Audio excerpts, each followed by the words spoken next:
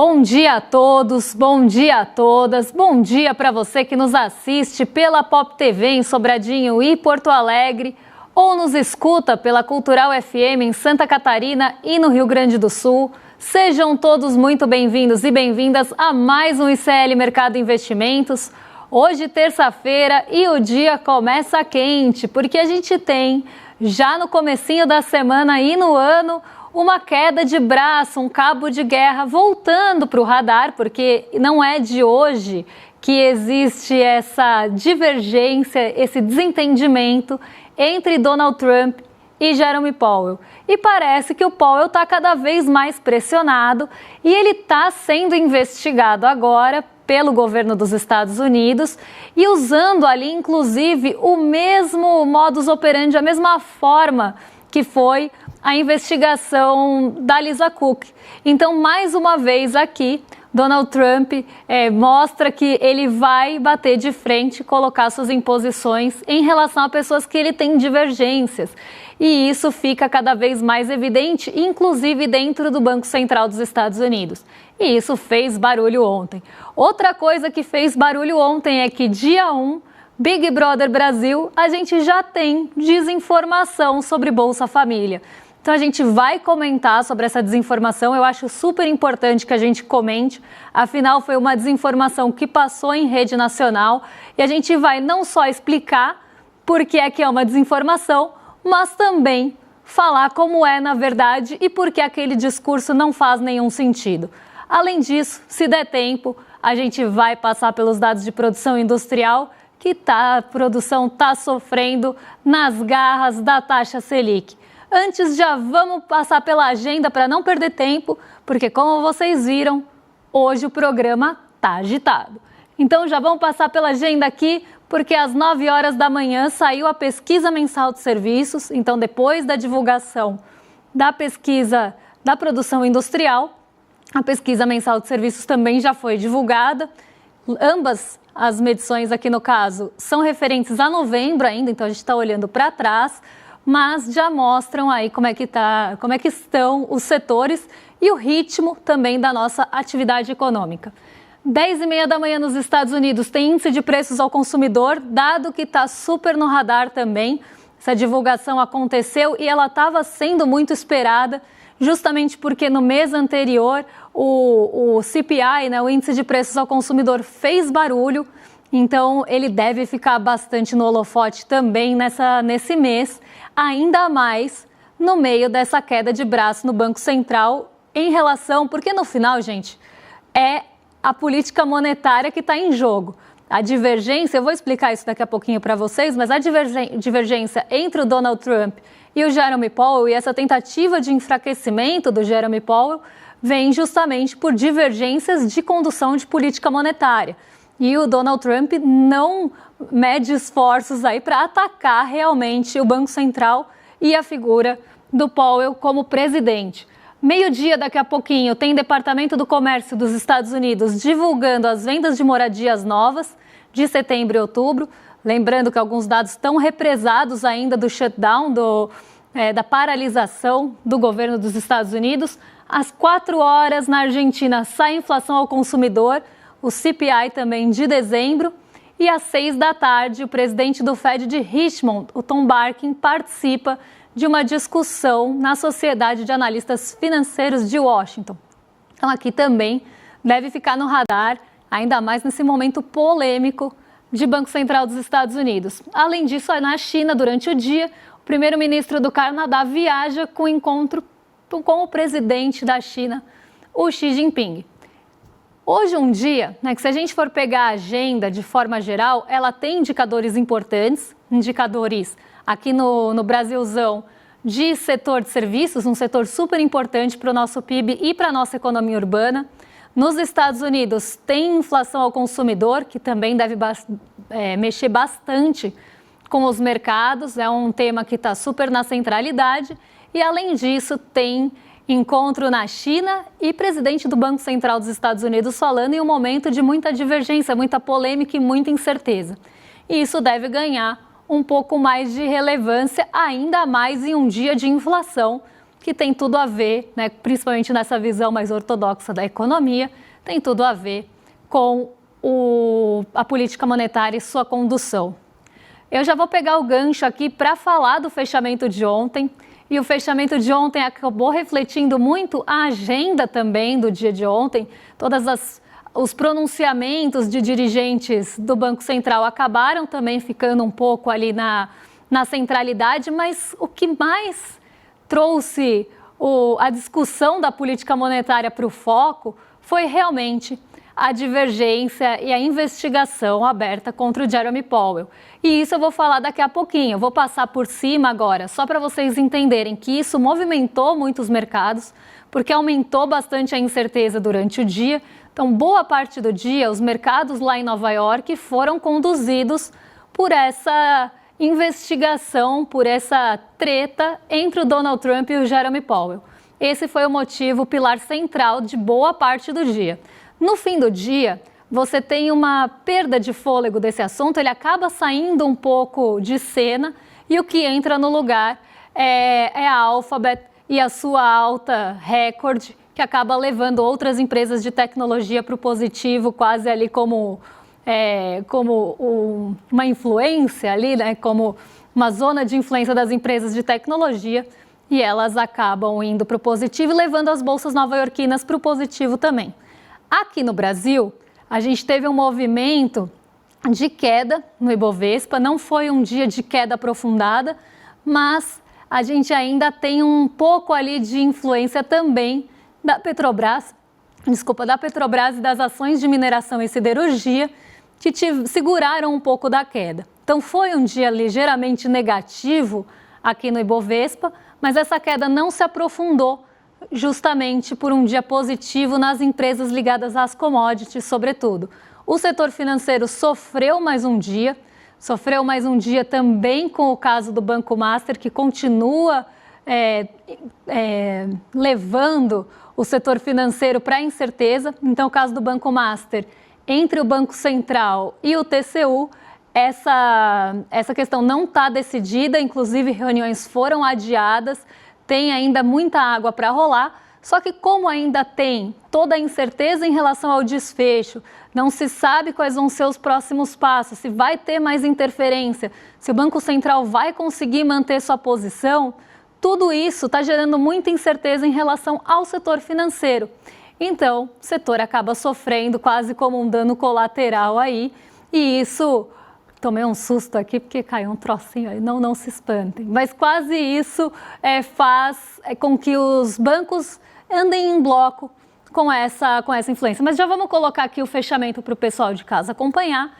Afinal, eu estou falando que subiu, que caiu, mas vamos ver o quanto subiu e o quanto caiu. A nossa bolsa caiu 0,13 ontem, aos 163.150 pontos. O dólar subiu um pouquinho, teve uma alta de 0,12 em um dia que o dólar se fortaleceu de forma geral. Foi um dia de alta da moeda estadunidense em relação a moedas fortes e muito também puxado pelos rendimentos dos títulos de dívida lá nos Estados Unidos.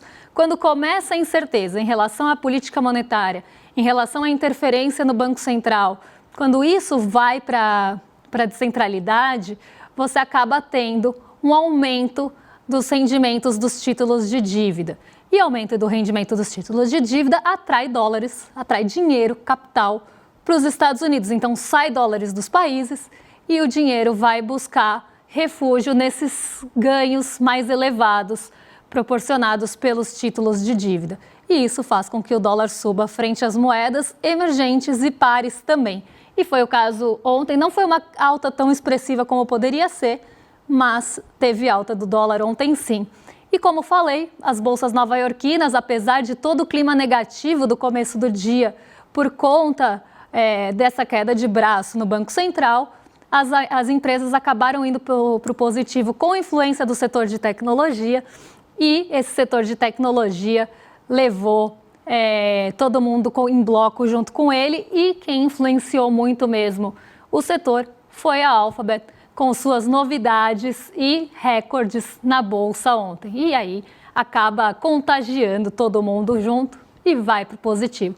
Além disso, o petróleo voltou a se fortalecer ontem. Tem muita dúvida em relação à oferta no Irã. petróleo subiu e levou também a Petrobras junto com ele.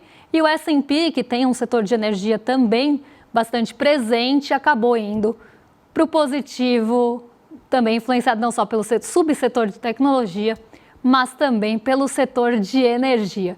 Então, um dia misto, positivo em Nova York, negativo por aqui. Apesar da Petrobras ter dado esse fôlego, ela só conseguiu limitar as perdas, não conseguiu levar o Ibovespa para o terreno positivo. Isso porque outros setores acabaram pesando mais. Caso do setor financeiro, que tem um peso grande também. Empresas ligadas aos nossos consumos domésticos também não performaram tão bem. Então foi um dia majoritariamente negativo e quem subiu não conseguiu sustentar o índice no positivo sozinho. Então, um dia misto, como eu disse, alta em Nova York e queda por aqui, e dólar fortalecido de forma geral por conta dos rendimentos das treasuries. E já entrando nesse assunto, né, já que eu estou falando que teve um papel bastante importante essa investigação do Jeremy Powell e essa briga que volta para o radar, não é de hoje que Donald Trump ataca o Jeremy Powell. Então, essa briga volta para a cena. Ela, na verdade, tinha saído um pouquinho e voltou agora, depois de toda a tentativa de demitir a Lisa Cook. Agora, o Donald Trump tenta destituir o Jeremy Powell. E o que ele está tentando com isso? Por que ele está atacando dirigentes, presidentes, e aqui, no caso, o presidente da instituição, não o presidente... Porque a gente tem duas formas aí de olhar a presidência lá nos Estados Unidos. Tem o presidente do Fed, que é o presidente do Banco Central dos Estados Unidos, e aí tem os presidentes regionais, como a gente vê aqui às vezes na agenda. Presidente do Fed de Nova York, presidente do Fed de Richmond, dirigente, diretor. Então eles têm uma estrutura um pouquinho diferente da nossa, mas o Jeremy Powell é o presidente da instituição. Então ele está ali no comando do Fed e os outros presidentes são regionais. Primeiro, ele atacou a Lisa Cook. Ele tentou demitir a Lisa Cook, falou que ela tinha fraudado um processo de hipotecas, tentou investigar, falando que ela fraudando um processo de hipotecas não seria confiável no Banco Central, e isso se provou só mais uma forma de ataque de Donald Trump a um dirigente. Agora ele volta a mira, ele já tinha colocado a mira no Powell, e agora ele volta essa mira para pressionar Jeremy Powell a tentar desistir do cargo. O que ele quer é que Jeremy Powell peça a demissão do cargo e não que ele tenha que demitir. Embora ele já tenha falado algumas vezes que ele gostaria, sim, de tirar Jeremy Powell do cargo. E essa pressão que ele coloca por meio da investigação nada mais é do que uma tentativa, como eu estava falando anteriormente, de tirar alguns dirigentes, presidentes, diretores do Banco Central dos Estados Unidos e colocar pessoas alinhadas aos seus interesses e que vão se submeter, sim, às suas vontades, seus termos e condições sem questionamento. Então é isso que o Donald Trump está tentando. Não é de hoje que ele está fazendo estardalhaço com o Banco Central. Ele já tinha acusado o Jeremy Powell em outras ocasiões de desvio em relação a uma reforma que estaria acontecendo no Banco Central dos Estados Unidos, e ele vem atacando o Jeremy Powell de forma recorrente. Ele chegou a falar que ele era lento demais, que ele está sempre atrasado, que ele seria um melhor presidente do Banco Central dos Estados Unidos do que o atual, que ele faria muito melhor do que os dirigentes.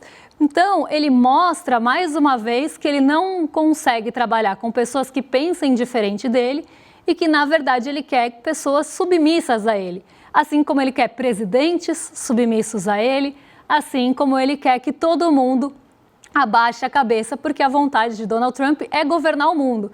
O Fed e todas as instituições dos Estados Unidos e, se possível, fora dele. E aí fica muito evidente nessa queda de braço, porque realmente os ataques não vêm de hoje, tinham cessado um pouco, mas voltam com força nesse começo do ano. E vários presidentes, dirigentes, ex-dirigentes do Banco Central dos Estados Unidos prestaram apoio a Jeremy Powell. A gente tem até a carta de apoio aqui para passar para vocês, e mostraram o risco e a insatisfação em relação a esse tipo de posicionamento do presidente dos Estados Unidos, porque colocaria em risco a autonomia, vamos pensar, do Banco Central dos Estados Unidos e colocaria também em risco o próprio sistema financeiro, já que você vai colocar pessoas no lugar que vão se submeter às suas vontades. É como se você estivesse blindando aí o Fed de qualquer opinião diferente da sua. Isso pensando com a cabeça do Donald Trump. E aí a gente tem a carta aqui, se puderem colocar para mim no telão, porque senão não vou conseguir ler, mas a gente tem a carta aqui do Jerome Powell, das pessoas em apoio ao Jerome Powell. Estamos em total solidariedade com o sistema do Federal Reserve e o seu presidente Jerome Powell. A independência dos bancos centrais é uma pedra angular na estabilidade de preços, financeira e econômica no interesse dos cidadãos que servimos. Portanto, é fundamental preservar essa independência com pleno respeito ao Estado de Direito e à responsabilidade democrática. O presidente Powell serviu com integridade, focado em seu mandato e com compromisso inabalável com o interesse público. Para nós, ele é um colega respeitado, muito respeitado por todos que trabalharam com ele. Christine Lagarde, presidente do Banco Central Europeu, em nome do Conselho do BCE, Andrew Bailey, governador do Banco da Inglaterra, Eric Treden, governador do Riksbank da Suíça, Christian Kettle Thomsen, presidente do Conselho de Governadores da Denmark National Bank, aqui meio trava-língua, e Martin Schegel, presidente do Conselho de Administração do Banco Nacional Suíço. Se eu falei o nome de alguém errado, peço desculpa. Além disso, quem assinou? A Hilda Waldenbach, governadora do Norges Bank, Michelle Bullock, do Banco Central da Austrália, o governador do Banco do Canadá, do Banco da Coreia, o governador do Banco Central do Brasil, Gabriel Galípolo, que está governador, mas é presidente, tá? É só uma questão de tradução. Do Conselho de Administração do Banco de Pagamento Internacional e do gerente geral dos pagamentos internacionais, Pablo Hernandes. Outros bancos centrais podem ser adicionados à lista de signatários posteriormente. Então, aqui todo mundo saindo em defesa do Jerome Powell, justamente tentando evitar ou contrapor essa decisão monocrática, mais uma decisão monocrática e unilateral de Donald Trump, de tentar atacar uma instituição ou uma pessoa que esteja como figura representativa daquela instituição para colocar suas vontades, impor suas vontades e alguém que as obedeça. Não tem nada de diferente nessa questão. Sempre que ele ataca o Banco Central, seja por ataques até pejorativos, tentando desmerecer, deslegitimar um Banco Central ou seus dirigentes, como também com investigações que são completamente arbitrárias. A gente sabe que Donald Trump toma decisões arbitrárias e não tem justificativa para aquilo. E aí ele tenta achar alguma justificativa como desculpa, como um fantoche, mas o pano de fundo é sempre aumentar o seu poder nas instituições e nos países. E aqui não foge a regra, assim como aconteceu com a Lisa Cook. É a mesma forma realmente de operação. A gente sabe que Lisa Cook não deu em nada, ela ainda continua ali a presidência, até pode escalar para as outras instâncias, mas por enquanto continua tudo como está. E a intenção dele é justamente tirar pessoas que votam, porque ele quer controlar a política monetária da sua forma de agir e da melhor forma de conveniência para o seu governo, coisa que ele faz com bastante recorrência.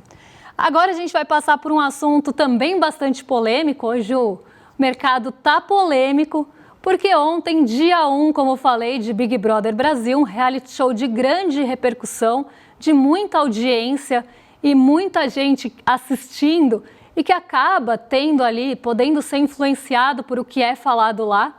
A gente teve uma desinformação muito grande sobre o Bolsa Família e eu quero comentar isso com vocês, porque o Bolsa Família é um programa federal muito importante, tirou pessoas da pobreza, é um trampolim, como a gente sempre fala, para que as pessoas saiam desse ciclo e saiam da condição. Quantos filhos de Bolsa Família que a gente fala não saíram do Bolsa Família e hoje estão fora do programa, conseguiram alçar ali um voo um pouco maior, e muita gente ataca esse programa por desconhecimento e por desinformação. E ontem não foi diferente. O que foi falado na TV aberta e com um grande alcance foi uma desinformação enorme.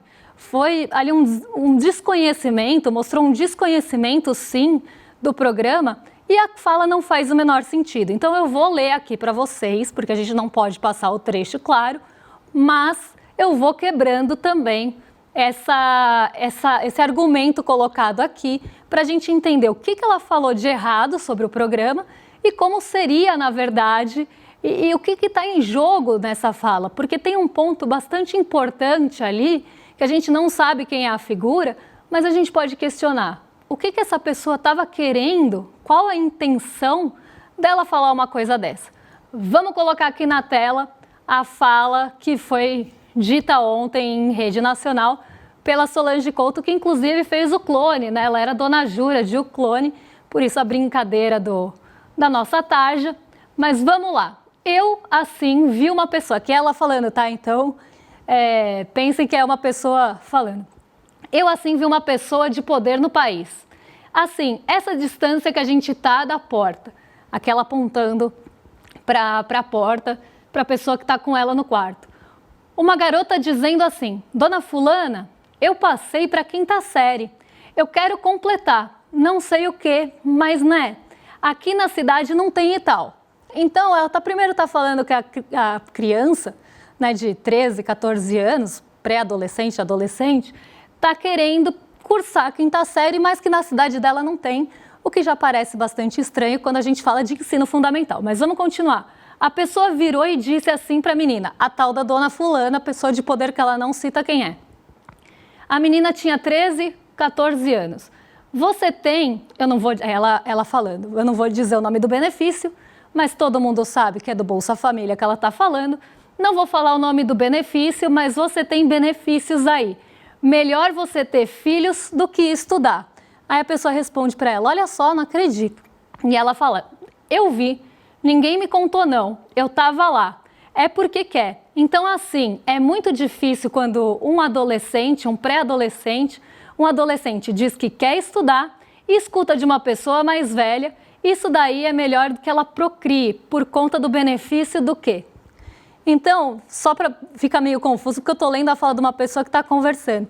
Mas o que está por trás disso? Ela está contando que viu. Parece FIC, gente. Uma FIC 3 de 10 aí. Mas, vamos supor que isso seja verdade. Ela está falando com uma pessoa, que ela viu uma pessoa conversando com uma pessoa de poder, a Dona Fulana, e que essa pessoa falou que queria cursar a 5ª série, mas que na cidade dela não tinha, o que já é estranho por aí. Mas vamos continuar, vamos supor que tudo seja verdade aí. E ela queria cursar a 5ª série e tal, mas a pessoa fala para ela, não, você ganha Bolsa Família, você ganha benefício. É melhor você parar de estudar e ter filho, porque você vai continuar no benefício. Isso não faz sentido nenhum. Eu acho importante a gente falar sobre isso, porque o benefício, ele é um programa que, inclusive, ele tenta diminuir a evasão escolar. Porque para a família receber o beneficiário acaba sendo a família. Para a família receber o benefício, o filho tem que estar cursando a escola. Ele não pode largar a escola para ter filho, porque senão ele vai perder o Bolsa Família. E que lógica teria uma pessoa que já recebe o benefício sair da escola, perder o benefício para ter filho, para voltar a ter o benefício? Isso não tem lógica nenhuma. Mas mostra um desconhecimento enorme do benefício social, que tem como um dos seus pilares evitar a evasão escolar. E hoje, se a gente pensar no contexto atual, tem pé de meia, tem outros, inclusive, benefícios e programas sociais que tentam diminuir a evasão escolar. Então não faz sentido nenhum alguém falar para uma criança sair da escola, ter filhos para ela ter benefício que ela já tem. Primeiro daí, começa daí. Segundo, porque uma pessoa incentivaria a evasão escolar para a pessoa ter saído com 13 anos da escola, ter filhos para continuar recebendo um benefício social? Que ciclo de pobreza essa pessoa está querendo manter aquela, dando um conselho como esse? Também não faz sentido, né? O ideal seria você vai continuar estudando para que você, no futuro, saia dessa condição de Bolsa Família. Se você continuar firme nos estudos, sua família vai receber o Bolsa Família enquanto você está estudando e você vai conseguir usar isso como trampolim, como tantos filhos do Bolsa Família que saíram do programa depois que se formaram na escola e continuaram estudando. E muitas vezes a pessoa precisa disso para continuar na escola. ela precisa de um benefício para não ter que justamente sair da escola para trabalhar muito cedo. Então não faz o menor sentido e é mais um ataque que a gente vê, provavelmente com uma história que a pessoa ouviu, não criticou, não questionou, e ela repete isso como um papagaio na rede nacional, sem nenhum critério também de análise, sem nenhum julgamento crítico, porque se você tem um pouquinho de julgamento crítico, você já vê que essa história não se sustenta como um prego na areia. Então, a gente vê mais uma vez o benefício, o Bolsa Família, os benefícios sociais brasileiros sendo colocados em um lugar de desinformação e que essa desinformação ela se perpetua sempre ali, de pessoa para pessoa, ela vai se perpetuando, ela vai passando para frente. E o que eu vejo de desinformação e ataques ao Bolsa Família, falando que as pessoas não querem trabalhar porque recebem Bolsa Família, isso também diz muito sobre o nosso mercado de trabalho, porque para uma pessoa preferir receber um benefício social e não trabalhar, talvez as condições colocadas para ela de trabalho sejam muito precárias. E ninguém pensa por esse lado, só fica repetindo, como o papagaio também, sem nenhuma crítica, o que escutou anteriormente. Outro ponto que tem é justamente esse, as pessoas querem ter muitos filhos para ter Bolsa Família, o que não faz o menor sentido. Se a gente pensar como o benefício, inclusive, é estruturado, porque a pessoa vai ter que sustentar também toda aquela família com um benefício social. Então, as pessoas esquecem justamente o porquê desse benefício e quantas pessoas saem do benefício, quantas pessoas também saem para ocupar as vagas formais, porque já tem estudo sobre isso. Então, mais uma desinformação, e eu achei importantíssimo trazer aqui, não só para comentar o que está errado, mas também mostrar que existe muita desinformação e que a gente precisa tomar cuidado, sobretudo num ano eleitoral, porque o que vai vir de chuva de desinformação sobre tudo não está escrito e não é brinquedo, não. Então, dito isso, vou chamar vocês para assistir a nossa aula no dia 29 de janeiro, às 8 horas, porque Eduardo Moreira preparou o Mapa da Mina de 2026, que traz como uma bússola, um guia para vocês investirem melhor nesse ano e entenderem também um pouco das previsões, das projeções, das expectativas. Como falei, é um ano eleitoral, é um ano que vem com muita desinformação, um ano que vai vir com muitos ataques e com muito sobe e desce, muita volatilidade.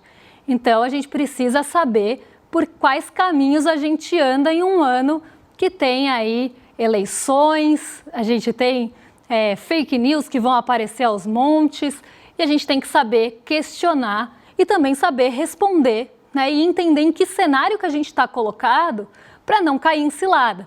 E o Mapa da Mina vai trazer tudinho para vocês na quinta-feira, dia 29, às 8 horas.